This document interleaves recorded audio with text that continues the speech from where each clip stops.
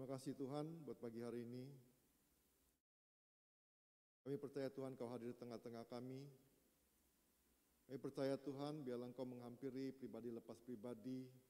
Engkau tahu Tuhan apa yang menjadi kebutuhan setiap kami Tuhan Yesus. Dan kami percaya Tuhan hanya Engkaulah satu-satunya pribadi yang dapat memuaskan kehidupan kami Tuhan Yesus. Berbicara bagi setiap kami Tuhan. Kami siap dengar firman-Mu Tuhan. Dalam nama Yesus kami berdoa, kami mengucap syukur. Amin. Ada sebuah kisah Bapak Ibu Saudara, seorang raja yang sedang berjalan-jalan di kerajaannya dan dia menemukan seorang pemuda gelandangan dan raja tersebut mempunyai belas kasihan. Akhirnya sang gelandangan tersebut dibawalah ke kerajaan untuk menjadi anggota kerajaan. Nah Bapak Ibu Saudara, setelah itu anak muda ini dilatih makan dengan pola kerajaannya, dipakai dengan pakaian kerajaan, semuanya pokoknya diolah seperti seorang anak raja. Nah setelah beberapa lama dilatih sedemikian rupa, akhirnya raja pengen tahu, kira-kira ini anak ini sudah berubah belum? Akhirnya dia dimasukkan dalam satu ruangan yang penuh dengan makanan. Ya, ketika penuh dengan makanan, anak ini lepas sendirian tanpa ada yang lihat, tanpa ada yang mendampingin dan dia sendirian. Alhasil Bapak Ibu Saudara, anak gelandangan ini yang dijadikan jadi anggota kerajaan ini, dia makan tetap punya gayanya, gaya gelandangan. Dia nggak pakai sendok garpu lagi, dia pokoknya los pakai tangan, dia makan semuanya sepuas-puasnya. Nggak ada tata caranya lagi kerajaannya. Nah Bapak Ibu Saudara, kenapa sih sudah diangkat jadi anak raja, anak kerajaan, kok sifat-sifatnya masih belum berubah? Kebiasaan-kebiasaan lamanya waktu dia sebagai seorang gelandangannya tetap dia lakukannya. Nah Bapak Ibu Saudara, kenapa hal itu terjadi seperti itu? Karena memang Bapak Ibu Saudara, untuk merubah satu kebiasaan itu nggak gampang, nggak mudah. Sama kita sebagai orang Kristen. Kita itu dalam anugerah Tuhan, Tuhan angkat kita sebagai murid Kristus, sebagai anak Tuhan. Nah kadang-kadang tanpa kita sadari, kita berpikir ketika kita percaya sama Tuhan, ketika kita menyerahkan hidup kita sama Tuhan dan kita percaya, kita berpikir bahwa kita pasti ngalamin perubahan. Kebiasaan-kebiasaan lama kita berpikir jadi otomatis berubah. Kenyataannya enggak juga Bapak Ibu Saudara. Enggak sedikit juga banyak orang Kristen yang sudah notabene ngaku anak Tuhan, murid Kristus. Kebiasaan-kebiasaan lamanya tetap berjalan. Misal contoh, waktu dulu belum kenal Tuhan suka nipu. Setelah kenal Tuhan bertobat, nipu mah jalan juga. Artinya enggak ada perubahan yang terjadi. Nah, padahal kebiasaan-kebiasaan tersebut itu benar-benar mempengaruhi kehidupan kita. Jadi Bapak Ibu Saudara, masa depan bukan hanya ditentukan oleh tujuan dari hidup, namun juga oleh kebiasaan-kebiasaan yang dilakukan. Jadi Bapak Ibu Saudara bukan cuma tujuan. Saya percaya anak gelandangan ini senang banget, wah jadi anak raja nih, jadi bagian dalam kerajaannya. Tapi kebiasaan-kebiasaannya kan dirubah. Akhirnya dia benar-benar tidak mengalami satu perubahan. Kebiasaan tersebut dapat mengalihkan kehidupan kepada keadaan yang berbeda yang tidak diinginkan. Artinya Bapak Ibu Saudara, kita boleh pakai jubah Kristen. Kita boleh bawa Alkitab. Kita boleh sebut haleluya, shalom, dan lain sebagainya. Kita boleh pakai atribut-atribut Kristen. Kita boleh pakai kalung Kristen. Kita boleh pakai anting salib. Kita boleh pakai semuanya atribut. Tapi selama kebiasaan-kebiasaan kita nggak pernah mengalami perubahan Bapak Ibu Saudara, selama itu juga irama kehidupan kita nggak pernah sehat. Nah kita pengen belajar pagi hari ini Bapak Ibu Saudara. Jadi salah satu universitas, Duke University, salah satu universitas terkenal di Amerika menuliskannya, dikatakan gini, dalam satu surveinya dikatakan gini, 40% dari tindakan-tindakan yang dilakukan oleh orang dalam kehidupannya sehari-hari bukanlah karena keputusan yang mereka buat, tetapi karena kebiasaan-kebiasaan mereka. Jadi Bapak Ibu Saudara bukan karena keputusan, tapi karena kebiasaan-kebiasaan. Kebiasaan-kebiasaan yang membentuk irama kehidupan. Contoh misalnya Bapak Ibu Saudara, Banyak hal di tengah-tengah dalam kehidupan kita sehari-hari ini yang kita lakukan nggak perlu lagi kita berpikir. Dan kita nggak perlu lagi memutuskan banyak hal. Contoh misalnya, waktu Bapak Ibu tadi pagi mungkin bangun pagi, pernah nggak Bapak Ibu berpikir, habis bangun pagi ini saya mau sarapan dulu atau mandi dulu atau mau ngapain dulu? Atau kita berpikir gini, nanti kalau turun dari ranjang, kaki kanan dulu atau kaki kiri dulu? Nggak ada yang pikir begitu kan? Ada nggak yang berpikir gini, besok pagi saya bangun pagi-pagi, saya mau turun dengan kaki kiri dulu? Nggak ada kan? Ada nggak? Kenapa? Karena sudah biasa dilakukannya setiap hari.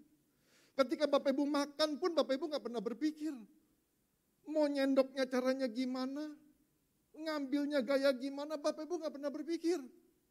Kenapa? Karena sudah kebiasaan yang dilakukan sehari-hari. Bapak Ibu juga nggak pernah berpikir mau ngunyahnya berapa kali, telannya kapan, Bapak Ibu juga nggak pernah berpikir. Mau minum dulu atau makan dulu, Bapak Ibu juga nggak pernah berpikir. Otomatis terjadi.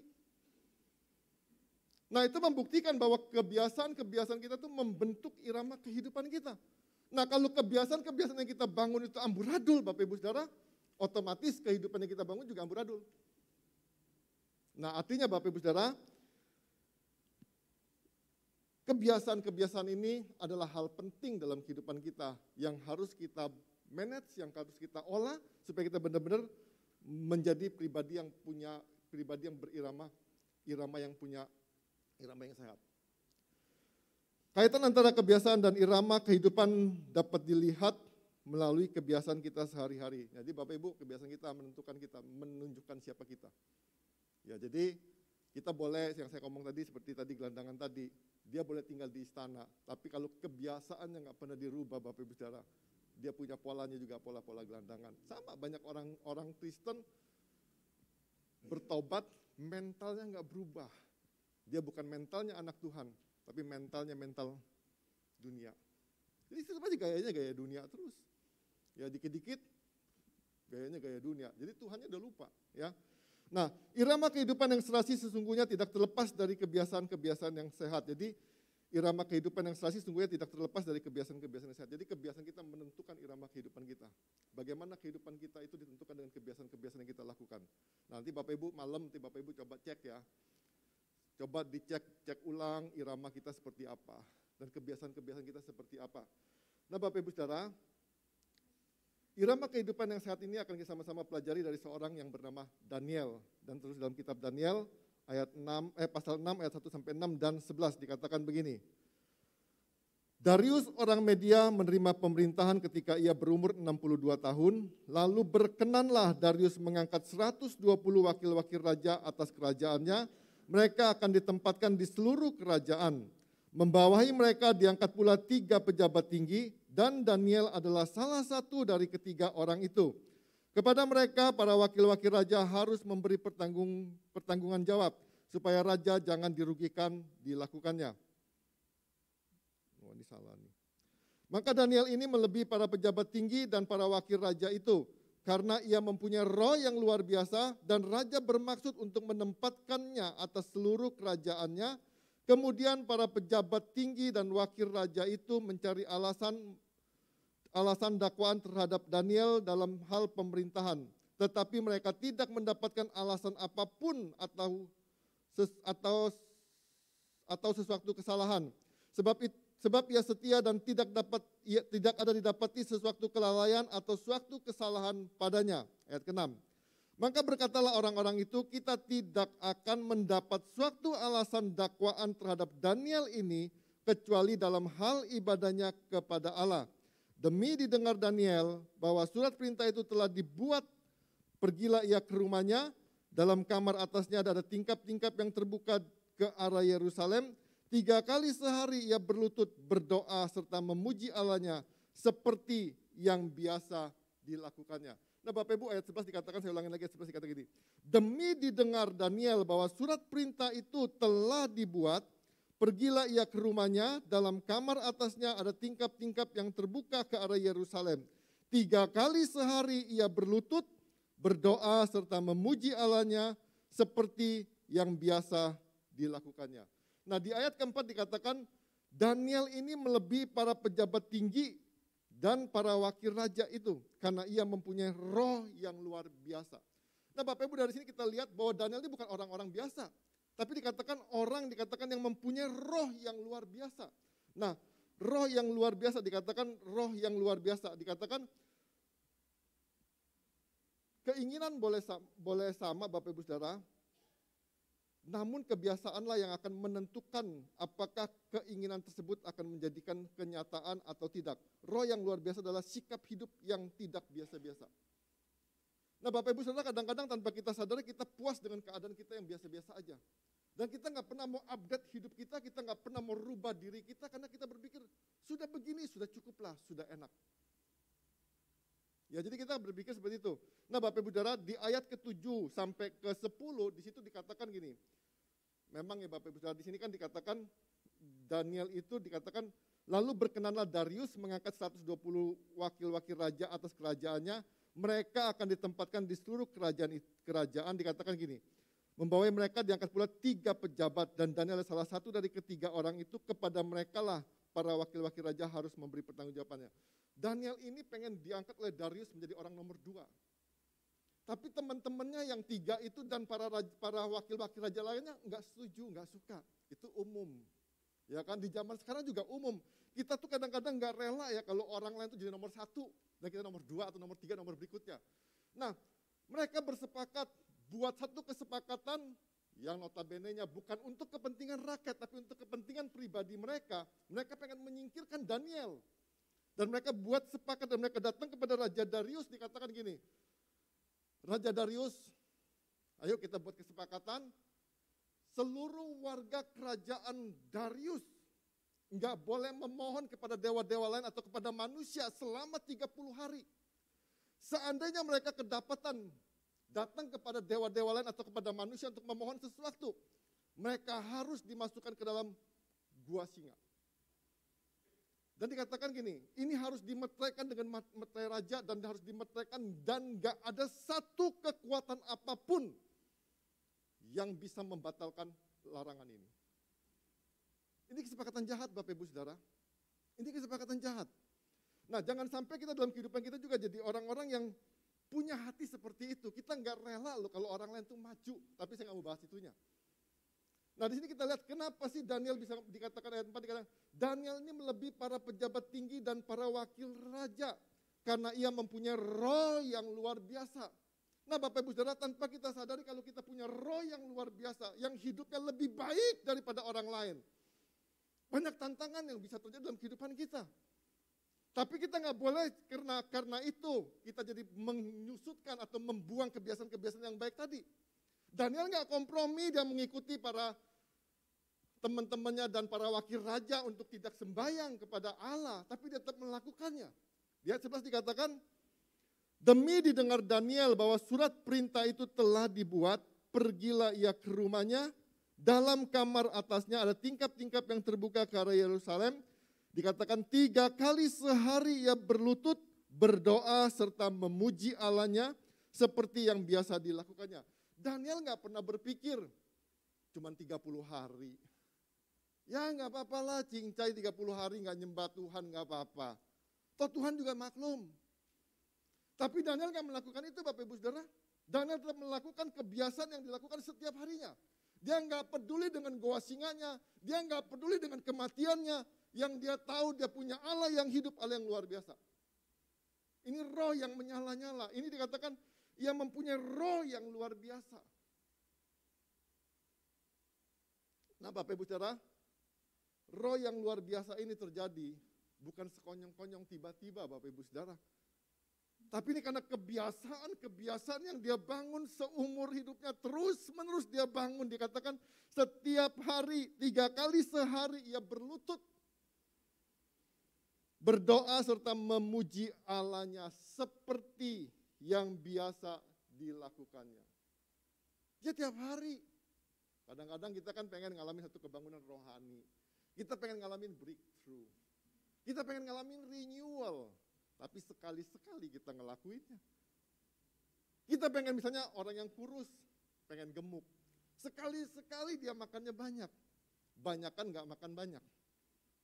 Orang yang gemuk pengen kurus.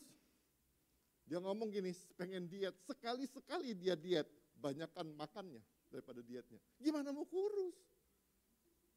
Ya kan, jadi kebiasaan itu menentukan. Nah sama Bapak Ibu Saudara, saya percaya begini. Semua orang yang ikut ujian, pasti pengen lulus. Ya kan, gak ada satu orang pun yang pengen ujian gini. Ya saya gak pengen lulus lah. Gak ada. Saya percaya semua orang pengen ikut ujian, pengen lulus.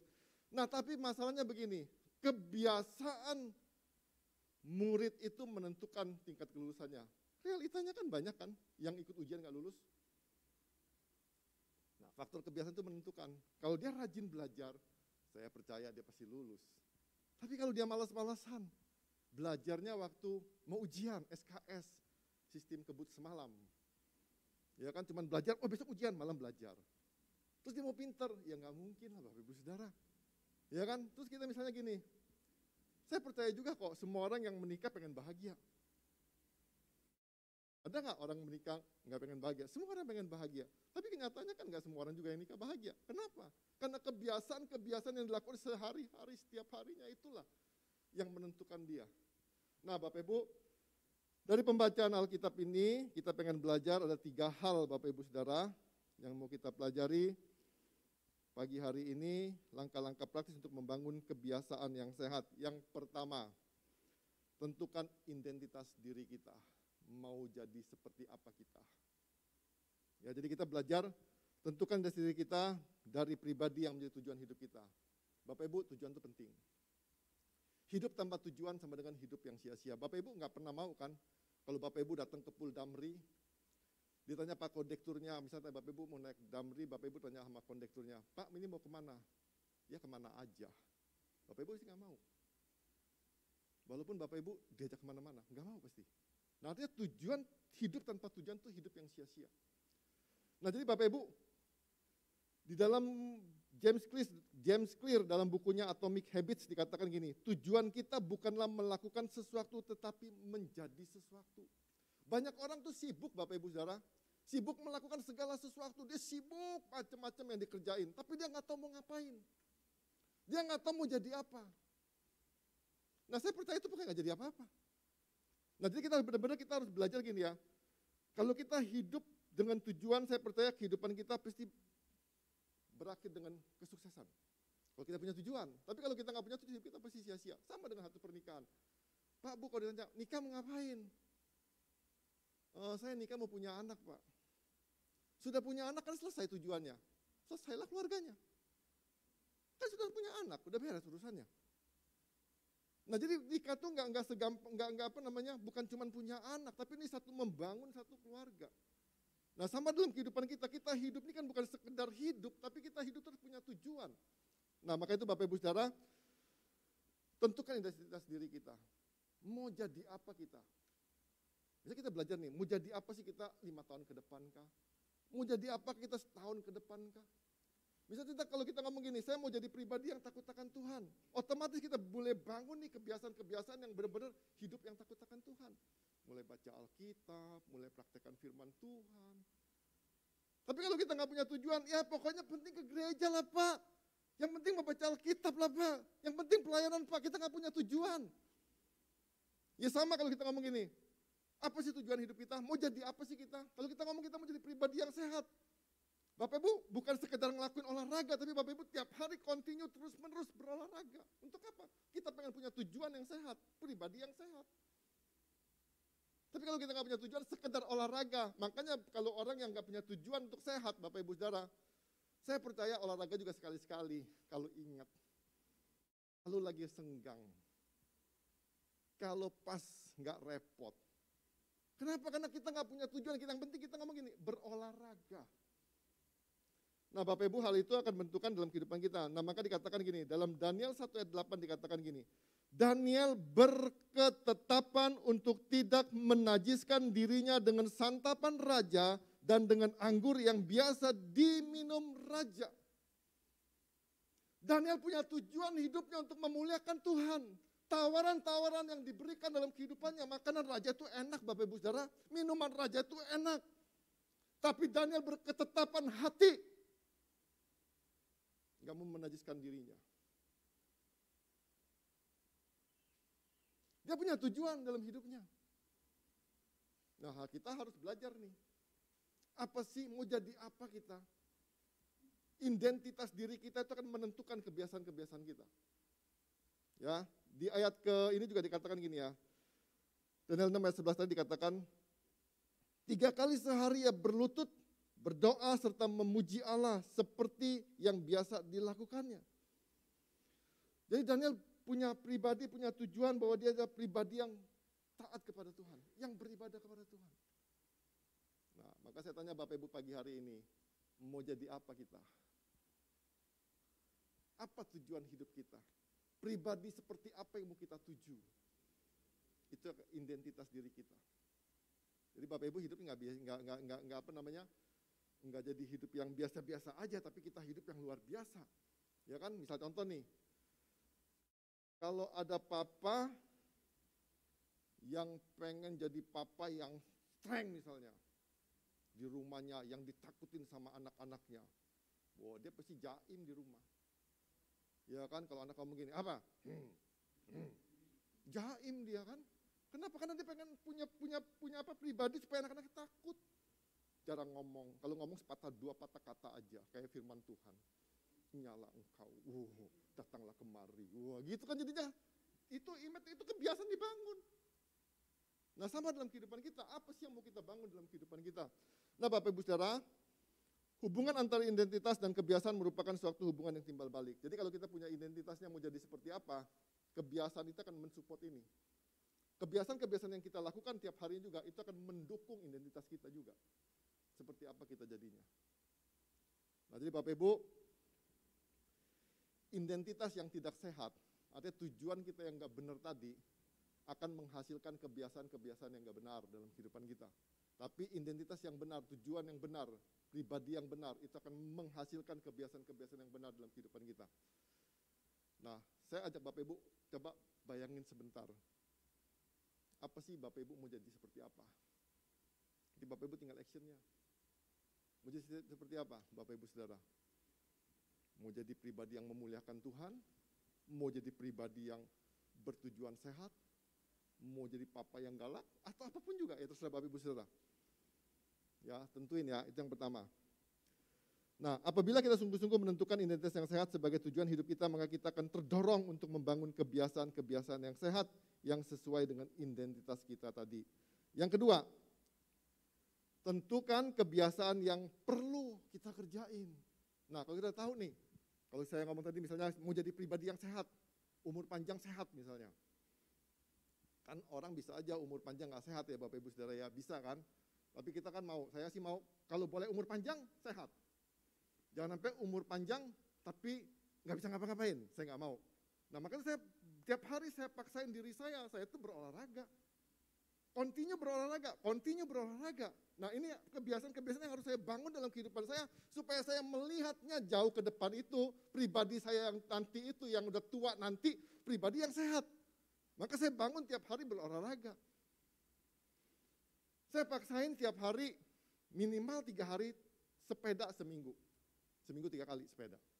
Tiap hari saya main pingpong sama Kejen 1 jam tiap hari, tiap sore.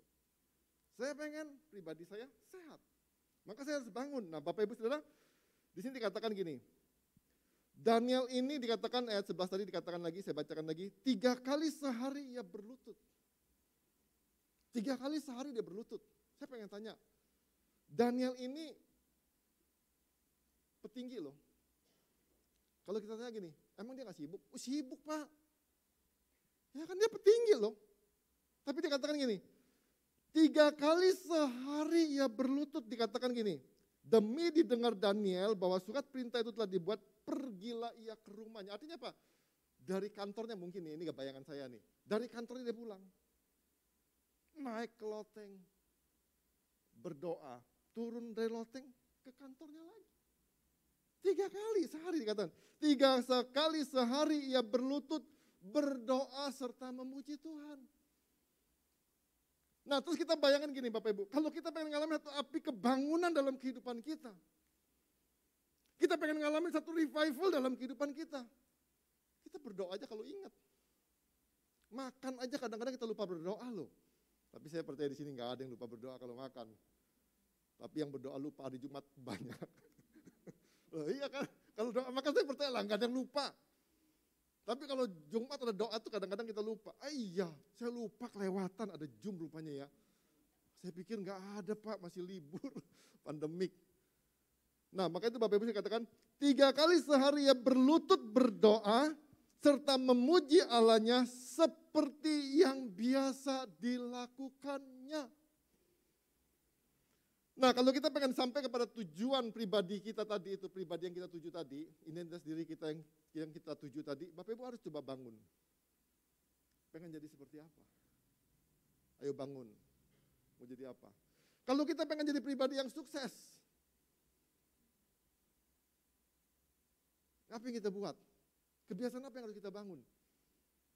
Ya kita mulai belajar dong.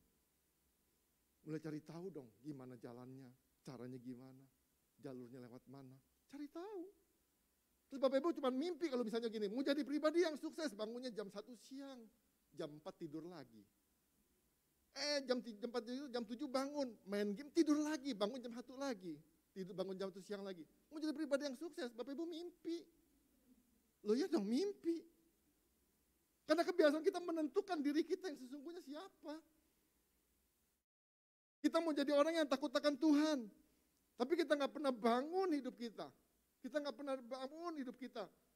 Kita ngomong, kita kan manusia Pak, banyak lemahnya.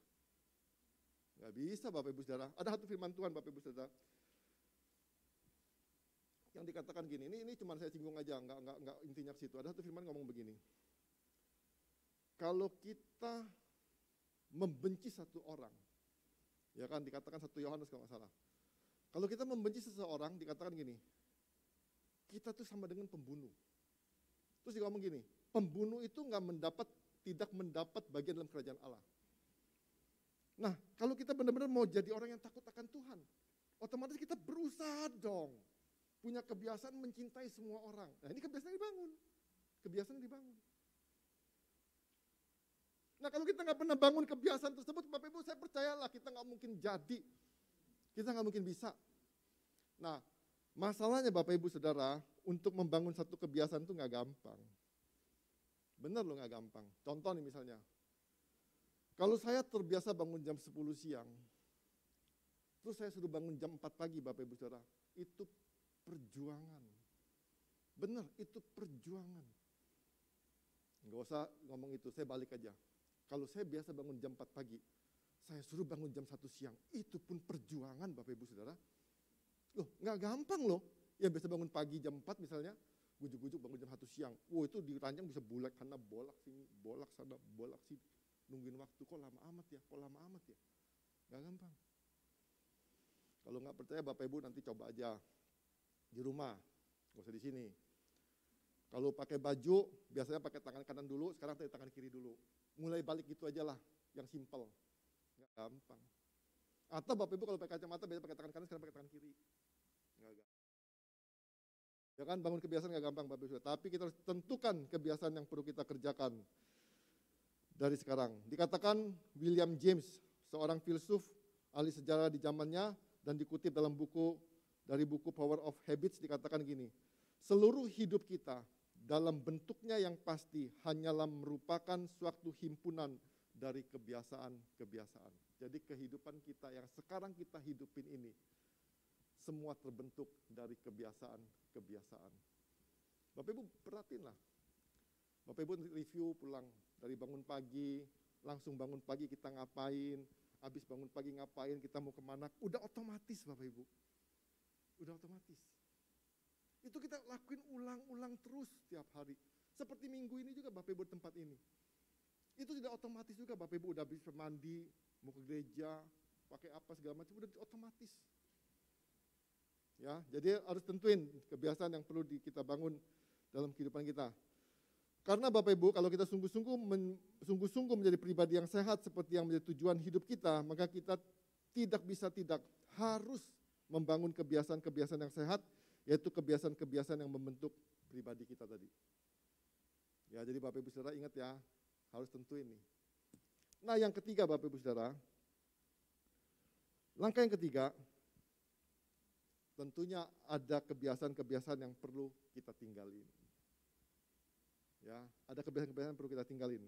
1 Korintus 15 ayat 33 dikatakan gini, pergaulan yang buruk merusakkan kebiasaan yang baik. Bapak Ibu Saudara, kebiasaan-kebiasaan itu tanpa kita sadari itu terbentuk dalam lingkungan kita. Dengan siapa kita bergaul, lama-kelamaan kita jadi seperti itu. Nah jadi Bapak Ibu yang saya katakan tadi, enggak sekonyong-konyong loh Bapak Ibu Saudara, orang yang terima Tuhan, yang punya kebiasaan buruk, gujuk-gujuk berubah. Enggak, beneran enggak. Sama Bapak Ibu saya katakan gini, orang jadi kita nggak bisa maksain orang atau kita pengen harapin orang, lu udah terima Tuhan, terus berubah dong. Nggak bisa Bapak Ibu Saudara, memang kita pengen dia berubah, tapi nggak bisa kita tuntut begitu aja. Ya, nggak bisa. Sama dengan gini, orang yang punya budayanya misalnya Batak, atau budayanya Jawa, terus ketika dia masuk ke budaya orang lain, terus kita suruh dia berubah untuk hari itu juga, nggak mungkin. Nggak mungkin. Nah maka saya katakan tadi kan, pergaulan yang buruk itu merusakkan kebiasaan yang baik. Dengan siapa kita bergaul? Nah saya katakan gini, kalau kita bergaul tiap hari sama Tuhan, saya percaya lama-kelamaan pribadi kita jadi berubah. Tapi kalau kita bergaul dengan seorang perokok, saya percaya lama-kelamaan kalau dia nggak berubah, kita yang berubah. Udah bener loh. Kalau kita bergaul dengan seorang peminum, kalau dia nggak berubah, saya yang berubah. Itu udah pasti udah hukum. Kalau kita bergaul dengan orang yang suka gosip, kalau dia nggak berubah, saya yang berubah. Mungkin saya nggak pernah gosip, dia gosip. Lama-lama saya dengar, lu ngapain gosip-gosip? Sehari, ngapain lu gosip-gosip? 2 hari, lu ngomong apa sih? Jadi kan lama-lama tertarik kita. Makanya hati-hati Bapak Ibu Saudara. Nah makanya Bapak Ibu Saudara, hati-hati dalam pergaulan. Maka itu Bapak Ibu saya katakan tadi, enggak otomatis orang Kristen jadi datang ke gereja, baca Alkitab, gujuk-gujuk mendadak berubah. Yang tadinya ngomongnya misalnya kebun binatang, gujuk-gujuk ngomongnya shalom, haleluya. Enggak Bapak Ibu Saudara. Tetap aja kadang-kadang keceplosan, dirubah. Tadinya anjing sekarang anjir. Kan sama sebetulnya kan. Tadinya anjing sekarang anjir, dirubah sedikit. Kan sebetulnya sama ya Bapak Ibu Saudara ya, cuma agak perubahan sedikit lah. Tapi intinya sama juga sih, itu juga yang disebut lah. Cuma agak halus sedikit. Kesannya agak manis gitu loh. Kan itu nggak gampang Bapak Ibu Saudara, nggak gampang. Nah maka saya katakan, itulah sebabnya Bapak Ibu Saudara, kita itu harus dimuridkan. Kita harus dimuridkan. Nah pemuridan itu apa Bapak Ibu Saudara? Pemuridan itu adalah memperkenalkan orang kepada anugerah Allah di dalam Kristus. Itu pemuridan. Yang kedua, pemuridan itu membimbing orang itu untuk menerima Yesus sebagai Tuhan dan Juru Selamat. Yang ketiga, pemuridan itu menolong orang tersebut untuk bertumbuh dewasa secara rohani di dalam Kristus. Ingat, kita jangan terjebak. Gereja itu bicara spiritual. Gereja itu bicara tentang kerohanian. Rohani kita harus bertumbuh. Jadi baik, nggak salah. Tapi kalau kita nggak bertumbuh dalam kerohaniannya, jadi masalah. Ya kan? Jadi Bapak Ibu, kerohanian kita harus bertumbuh. Nah Bapak Ibu, kedewasaan rohani itu terlihat dalam terbentuknya kebiasaan-kebiasaan kita buat sehari-hari. Jadi kedewasaan rohani itu terkikisnya kebiasaan-kebiasaan yang tidak sehat. Semakin hari kebiasaan-kebiasaan itu berubah. Nah maka saya kata gini, orang yang dewasa itu sebetulnya bukan banyak pelayanan Bapak Ibu Saudara. Ini banyak yang salah nih, saya ulangin. Orang yang dewasa itu bukan orang yang banyak pelayanan. Ingat ya, orang yang banyak pelayanan tidak menjamin dia dewasa. Orang yang dewasa itu cirinya apa? Orang yang hidupnya berubah. Yang tadinya hidupnya dengan pola-pola yang salah, sekarang hidup dengan pola-pola yang benar. Itu dewasa, itu perubahan. Jadi Bapak Ibu jangan berpikir, besok kalau gitu saya pelayanan terus nih, dari pagi sampai siang sampai malam, seminggu 7 kali, sebulan 30 hari, non-stop. Terus Bapak Ibu ngomong dewasa, enggak loh, belum tentu. Banyak loh Bapak Ibu Saudara, Orang yang melayanin nggak dewasa, sifatnya juga jelek. Ya, jadi kita benar-benar, ayo kita berubah. Ingat, pergaulan yang buruk merusakkan kebiasaan yang baik. Nah, Bapak Ibu, meninggalkan kebiasaan-kebiasaan buruk tersebut juga termasuk kita belajar gini, nolak kebiasaan-kebiasaan yang buruk. Kita benar-benar berani nolak. Jadi jangan kompromi ya Bapak Ibu Saudara ya. Nah, itu juga tercatat dalam Daniel tadi, Daniel 1:8 dikatakan Daniel berketetapan untuk tidak menajiskan dirinya dengan santapan raja dan dengan anggur yang biasa diminum raja. Kita harus punya ketetapan hati, ini harus dibuang. Ya. Terus dikatakan juga di ayat yang ke-11, 3 kali sehari ia berlutut berdoa serta memuji Allahnya seperti yang biasa dilakukannya. Nah, maka itu Bapak Ibu pertanyaannya, mau jadi apa kita di hari-hari ke depan? Kebiasaan apa yang mau kita bangun? Kebiasaan apa yang mau kita buang? Bangun terus-menerus. Enggak bisa sekali Bapak Ibu Saudara. Bangun kebiasaan itu yang saya katakan tadi, enggak mudah. Seperti dikatakan oleh Leon Dumont, dikatakan gini, semua orang mengetahui bagaimana sebuah pakaian sesudah dikenakan untuk jangka waktu tertentu akan menyesuaikan diri dengan tubuh kita lebih daripada ketika pakaian itu masih baru. Ya, kalau kita pakai pakaian kan, waktu kita pakai kan gak enak, gak nyaman. Tapi kalau kita pakai berulang-ulang, udah enak, pas. Kadang-kadang kita nggak mau ganti. Makanya itu banyak orang kalau pakai baju kok itu terus, bukan itu terus Bapak Ibu, sudah cocok, pas. Bukannya nggak punya baju, bukan, pas. Nah, sama kebiasaan juga begitu Bapak Ibu. Waktu kita bangun ulang pertama kebiasaan, nggak enak, bener-bener nggak enak.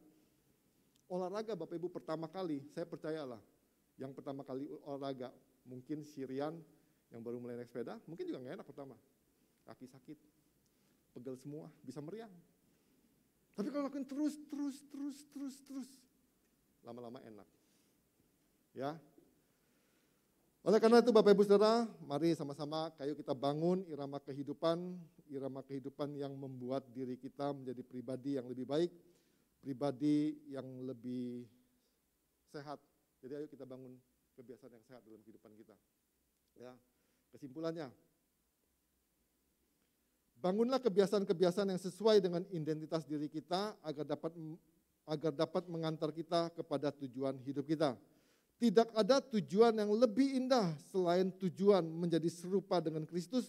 Karena itu bangunlah kebiasaan-kebiasaan yang baik yang sesuai dengan sifat-sifat Kristus. Mari kita berdoa.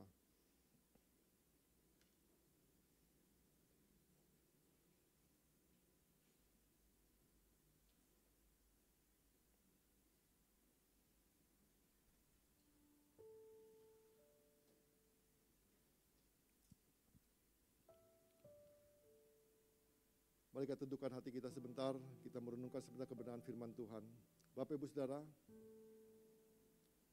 jauh-jauh sebelum Tuhan memanggil kita adalah pribadi yang mungkin gak bernilai, gak berharga di hadapan siapapun juga. Kadang-kadang kita mungkin dianiaya, mungkin kita dihina, diejek, dan kita merasa menjadi pribadi-pribadi yang gak ada gunanya.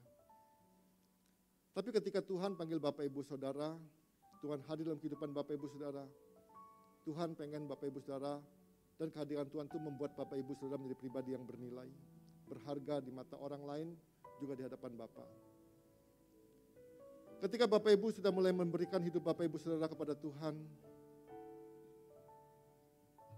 sudahkah Bapak Ibu memperjuangkan apa yang Tuhan kehendaki dalam Bapak Ibu, yang Tuhan kehendaki supaya Bapak Ibu lakukan?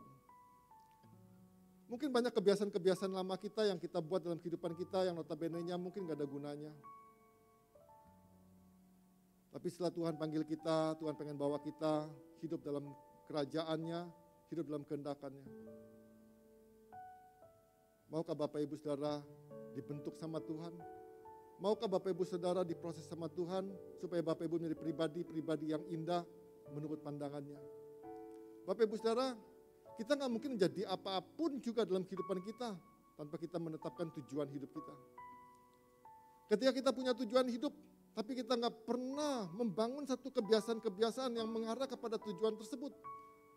Tujuan itu hanya goal semata yang nggak pernah kita capai dalam kehidupan kita. Tapi kalau kita mulai bangun dengan kebiasaan-kebiasaan kepada tujuan tersebut, saya percaya suatu saat kelak kita akan sampai kepada goal tersebut, kita akan sampai kepada tujuan tersebut. Banyak hal Bapak Ibu Saudara ketika kita berjanji mau ikut Tuhan, menjadikan Yesus Kristus Tuhan dalam kehidupan kita. Banyak hal yang perlu kita perjuangkan. Banyak hal yang harus kita lakukan dalam kehidupan kita. Banyak hal yang harus kita buang, yang harus kita sisihkan dalam kehidupan kita. Yang mungkin menyakitkan kita, yang mungkin kita katakan, Tuhan aku gak mampu, aku gak sanggup Tuhan. Tapi percayalah Bapak Ibu Saudara, kalau kita mau, Tuhan akan mampukan kita, Tuhan akan sanggupkan kita. Ketika kita katakan, Tuhan aku mau jadi murid Tuhan. Tapi dalam hati kita ada terkandung, aku benci seseorang Tuhan. Aku gak rela Tuhan kalau ampuni dia. Aku pengen dia susah Tuhan, aku pengen dia mati Tuhan. Tapi biarlah pagi hari ini kita benar-benar menyadari kita harus bangun satu kebiasaan yang baik. Yang sesuai dengan sifat-sifat Kristus. Mari Bapak Ibu Saudara, biarlah pagi hari ini, pagi di mana kita ambil satu keputusan, pagi di mana kita boleh buat satu komitmen yang baru seperti Daniel berketetapan hati tidak menajiskan dirinya untuk makanan raja dan minuman raja. Dan juga kita pagi hari ini kita juga berketetapan hati, kita mau menanggalkan semua hal-hal kebiasaan-kebiasaan yang buruk yang kita lakukan dalam kehidupan kita. Mungkin tanpa kita sadari kita berkata-kata kasar, mungkin tanpa kita sadari kita berkata-kata kebun-kebun binatang. Tapi biarlah pagi hari ini kita benar-benar menyadari ambil satu keputusan, Tuhan, aku mau menjadi pribadi yang serupa segambar dengan Kristus. Aku mau menanggalkan semua kebiasaan-kebiasaan lamaku Tuhan, yang mencemarkan namamu Tuhan, yang tidak memuliakan Engkau Tuhan Yesus. Terima kasih Tuhan Yesus. Terima kasih Tuhan.